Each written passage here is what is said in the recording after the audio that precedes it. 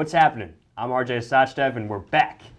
I hope you didn't miss me too much because after a long break, this is, once again, the Lightweight Sports Update. We'll waste no time getting started here. The DePaul men's basketball team is in the middle of a disappointing season, sitting at 10th place in the Big East with a 1-7 conference record, 8-10 overall. Tomorrow night, they'll host Georgetown at All-State Arena as they go for just their second conference win. And to figure out just what is wrong with these Blue Demons, here's Radio DePaul Sports General Manager Adam Chalifoux. And Adam, it's like you were sitting there the entire time. Well, I heard someone say basketball, so I came running. Well, we're glad to have you on, and I want to start with you on this. DePaul has been all over the map this entire season. They've been down to the wire with teams like Villanova and Butler, two very highly ranked teams, Villanova number one at the time. But then they lose to teams like St. John's, Seton Hall, we got a Marquette, and a Missouri State on there. So they're just back and forth. They don't really have an identity. There's not a whole lot of consistency. Why?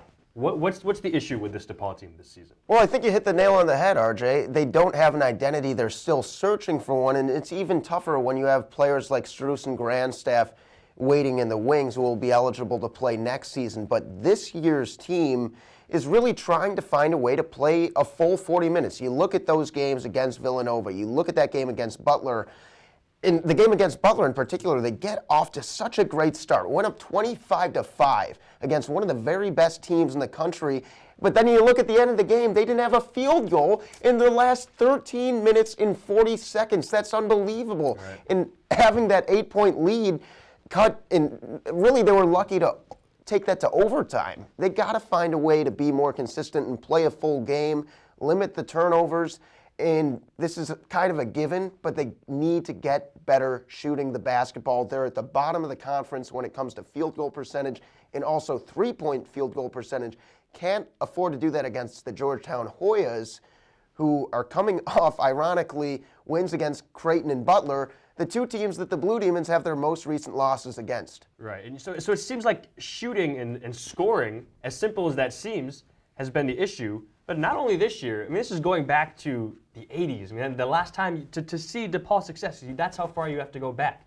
So what can they do as a program to put themselves back in the Big East conversation? Well, sometimes the best way to learn about the future is to talk about the past. So let's go back to the late 70s when the Blue Demons were in the Final Four, and they were 3 points away from a victory against Indiana State, led by, Larry Bird. Maybe you've heard of him. But, Coach Meyer had those teams playing very well because he understood the personality and the identity of the basketball players on his team. And so, also, they benefited from a huge home court advantage. They were playing in Chicago, and so I think that's where it starts. The Blue Demons are not going to be playing in Lincoln Park in the foreseeable future, but with a new arena on the horizon, I think they're going to be able to really feed off a home court advantage, and it's going to help recruiting as well, which is huge. I always call Chicago the Garden of Eden when it comes to basketball. You got players like Dwayne Wade, Derrick Rose, Jahlil Okafor, Jabari Parker, Sean Marion. They're coming out of the same place. The Blue Demons need to tap in to that fertile ground of basketball, that basketball Garden of Eden, and once they do that, they're going to be able to really turn this program around in a hurry. I think having that new arena is going to be really appealing to new prospects, but most importantly, when they have Austin Grandstaff, who is the number 51 recruit in the nation in 2014, who transferred to DePaul from Ohio State through way of Oklahoma, that's going to really help. Mm-hmm. Excellent swingman and a great three-point shooter, something the Blue Demons are obviously missing right now. Also becoming eligible will be Max Strus, one of the only sophomores of all time to be in the conversation for Small College Player of the Year. I think Strus and Grandstaff are going to bring some incredible action on the wing. And then Eli Kane's going to be an upperclassman next year. He's still going to be around. And so you're going to have three formidable scorers. The Blue Demons need to just put, they say, if you build it, they will come. Well, they've built it.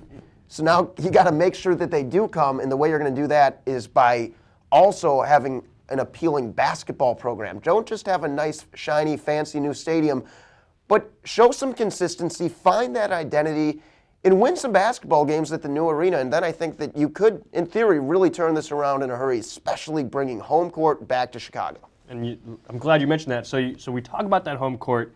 Next year they're going to get that new arena, but tomorrow night they will be playing at All-State. Not a lot of people go to those games, but if you are head coach Dave Lato, what are your keys to getting a W tomorrow night against Georgetown at home? Well, it's going to start on the defensive end of the floor with Tredarius McCollum. He's second in the Big East in rebounds. He's the team leader in steals and blocks, and obviously rebounds as well. And so I think you really need to do what you can to shut down Rodney Pryor on the perimeter. And if you can get him to miss a few shots, then McCollum can do some of the dirty work down low.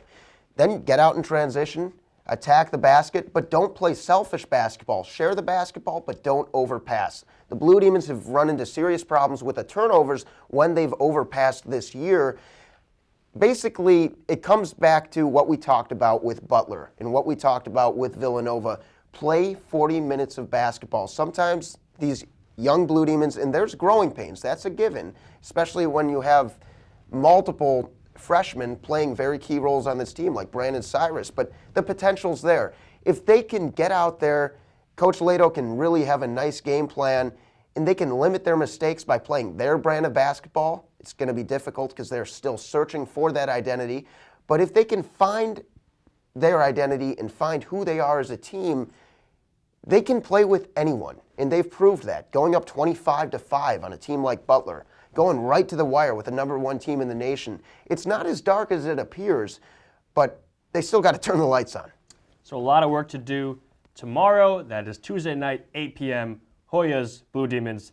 That's Adam Chalifoux. Adam, always a pleasure. Oh, it's great to be here, man. Thanks for having me on. Thank you very much.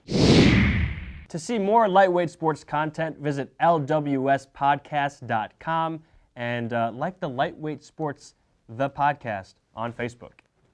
That's all for today. Tune into Facebook Live Wednesday night at 7 p.m. Central for this week's podcast. Special shout out to Garret. He was our producer today. I'm RJ Sachdev, and I will see you all next time.